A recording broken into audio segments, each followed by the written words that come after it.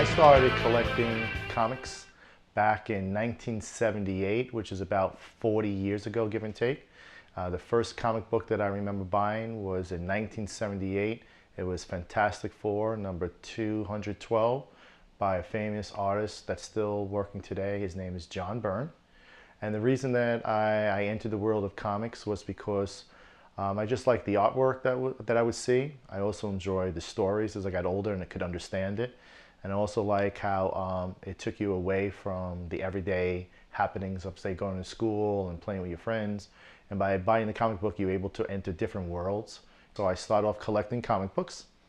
And then the next big thing in the hobby was collecting the comic book cards. There was many different card sets that came out through the years of Spider-Man and X-Men, and I would collect those. And then also, as my salary increased in my job, it let me also be able to spend money on other things. The way that I got into collecting comic book art, or the original comic book art, is because I would go to comic book conventions in New York City through the years. And right around 2001, 2002, the internet was still very young. And I found out through collectors at these conventions and even artists themselves that you can go online and go to eBay, for example, and you can find really nice pieces of artwork that were for sale. My favorite character is Venom. And Venom, I'm very fortunate to have quite a few pieces. I have about maybe 5 to 10 pieces of Venom. And the reason I like Venom is because I like the idea of how the original artist took some of the alien monster from the Alien movie and incorporated that into the black suit that Spider-Man was wearing in issue 252, and how the creature in the suit would slowly take over the life of Spider-Man, which caused Spider-Man to have to get rid of the black suit.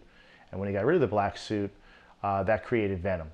And one of the earliest pieces that I bought was a really detailed headshot of Venom by a very well-known artist. His name is Jerry Beck, and it was just fascinating.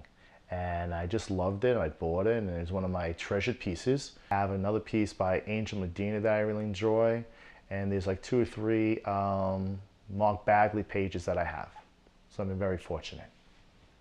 Now, another character that I really like that's in my collection, I have quite a few pages, is Carnage. And Carnage is also a character that's in the Spider-Man comic books. Carnage came out of a fight between Venom and Spider-Man. And Venom drops, I guess you could say, some blood, and it lands on a prisoner, because this happened in the prison, and he transforms into the character known as Carnage, and Carnage becomes like a serial killer. So he's far more deadly, or deadlier than Venom. He's red with black, which those are 2 colors I always like, especially from the days when Michael Jordan played with the Chicago Bulls, red and black. And some of the pages that I have that have Carnage in them, I have some interior pages of Carnage. I have about 2 or 3 of those. Another favorite character of mine that I've been very fortunate to get pieces is the Incredible Hulk. And I enjoy the Hulk because, again, I always look to see when the artist draws the Hulk, if the artist is able to draw the Hulk in such a very muscular, angry fashion. And if they do a very good job of that, then I become a big fan of their work. The t-shirt that I'm wearing right now as part of this documentary, I own the original artwork to it. And one of the reasons I like it is because the Hulk is so immensely strong and muscular, and he's defeated the mighty Thor. He's holding the Thor's hammer in one hand. He also, Mark Bagley, has drawn Captain America's shield. So with all the popularity of the Avengers movie that's coming out this May, this one image really caught my attention by seeing the Hulk possibly having defeated Captain America and having defeated, in this case, Thor holding the mighty hammer. The prices range between $100 up to $10,000. So some comic conventions that have visited through the years have been Baltimore, Maryland, the New York Comic Con in October every year, the Boston Comic Con, that's usually in September, or excuse me, August or October. I've gone to the Connecticut Comic Con, that was last year.